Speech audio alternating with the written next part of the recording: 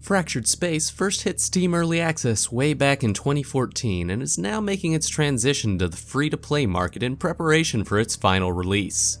The developers recently led me through a few matches of the 5v5 space combat game, and while I haven't had nearly enough time to see how the balance and progression ultimately work out, what I saw left me eager for more. The game draws inspiration from the ubiquitous MOBA genre, with team-based pushes toward an enemy base through lanes of progressive control points. Without AI-controlled creeps or towers, however, the focus is squarely on player versus player combat between the game's selection of big, powerful capital ships. The fast action makes the game far more accessible than its inspirations, but that accessibility doesn't translate to a lack of depth. The quick 20 to 30 minute matches focus heavily on team tactics and smartly timed pushes on enemy holdings, and making smart use of both the environment and your ship's abilities is essential to success. As a ship combat game set in space, you've got full three-dimensional control over where you go.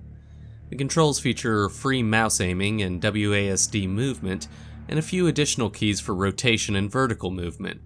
Your ship has a bit more momentum than a typical gun-toting hero, but otherwise maneuvering and aiming feels much like a shooter.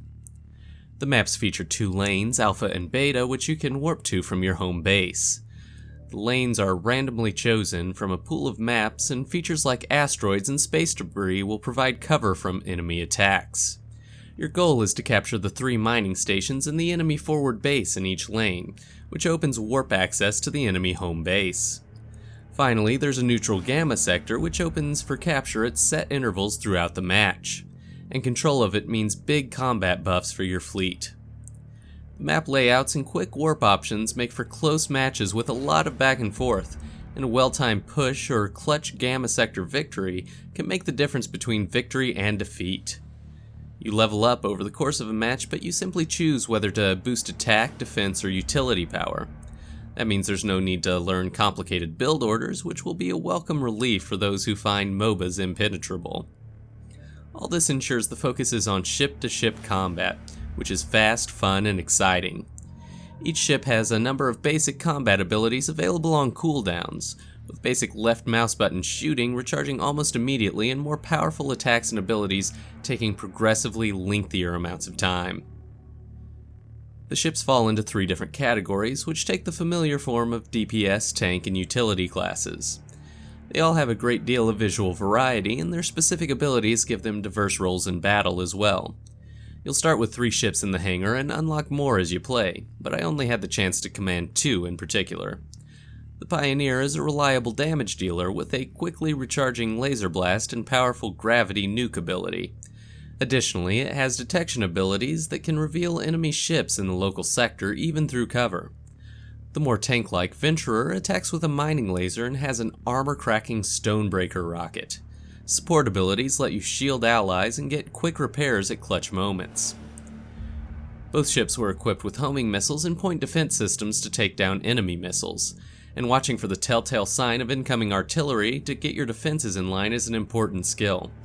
One enemy ship in particular was capable of sending out drones that could quickly overwhelm my countermeasures, and the developers were frank about their plans for rebalancing in the future. We don't know yet when the final release will come.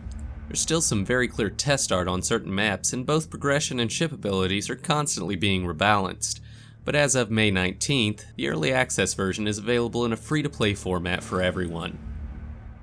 While our brief time with the game wasn't enough to get a feel for how monetization would be balanced, the community has had a largely negative response toward the mechanics being implemented for the title's switch to free-to-play, with longtime players suggesting that the grind for late-game inlocks is too long and too expensive to bypass. I obviously haven't had enough time with the game to confirm whether that's a valid criticism or just an established player base getting upset that things have changed, but these sorts of concerns are what determines the long-term viability of any online multiplayer game. With all that being said, I had a great time with the few matches that I had the opportunity to play, despite getting matched against and manhandled by far more experienced players. The ships are weighty enough to feel massive and powerful, but maneuverable enough to keep the action fast and fun, and the impressive visuals do a terrific job of selling the space battle fantasy. The unique control system and exciting combat left me wanting to see more of Fractured Space, which is something very few MOBA-inspired titles have done for me. I'm looking forward to seeing how the final game shapes up, and I definitely recommend checking out the early free-to-play release.